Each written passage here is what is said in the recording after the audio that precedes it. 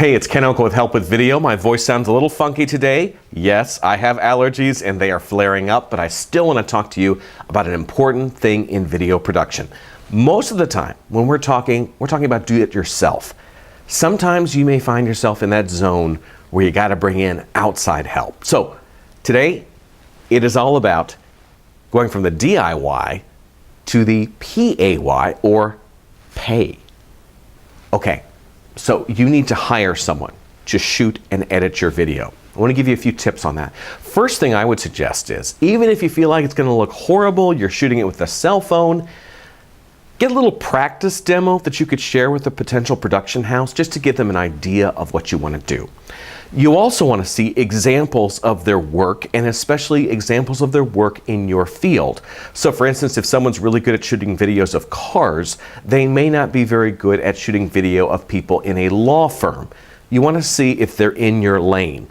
Also, you want to make sure that the person who will be doing the work on the project is represented in that gallery of samples. Sometimes you may have a production house which uses the newest employee or an intern to do certain work. Now they could be brilliant, but they could also be less experienced than the examples of work that you see. So you want to make sure that the example you see is represented by the person who's going to show up and the person who will be ultimately doing all the work on the project. Another thing I want you to keep in mind, okay? How much editing is going to be happening with this? Is this a situation where a crew's going to come out, they're going to record you, and then they're going to put it together, and then they're going to give you the finished product along with an invoice? So you don't have the opportunity to change anything, do anything over, or have them take out a little section that didn't quite work in hindsight.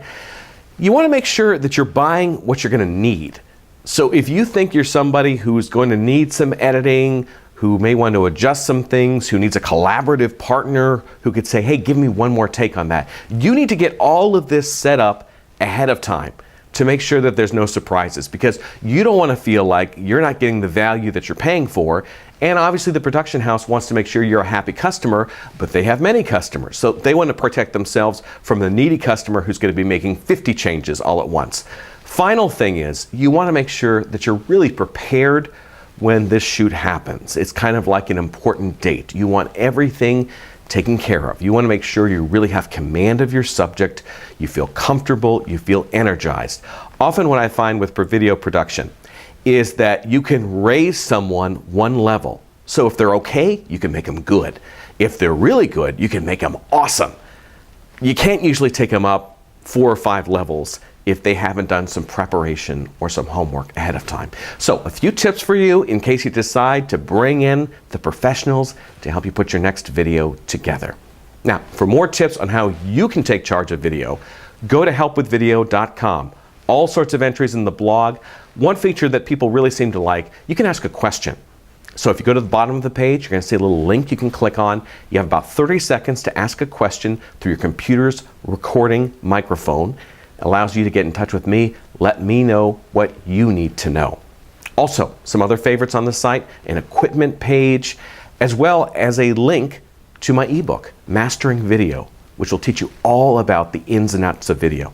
Now let's say you're like, hey, this guy seems pretty cool. I need to learn more about him. What else does he do? Well, it turns out I have a business podcast called The 2-Minute Takeaway. I think you might enjoy that as well. You can find that on iTunes. Again, it's the 2-Minute Takeaway podcast. All right, it's about time for me to blow my nose as the allergies are still kicking up. But for now, I just want to thank you for watching, and we'll have more of your answers on Help with Video coming up very soon. I'm Ken Okel. Take care.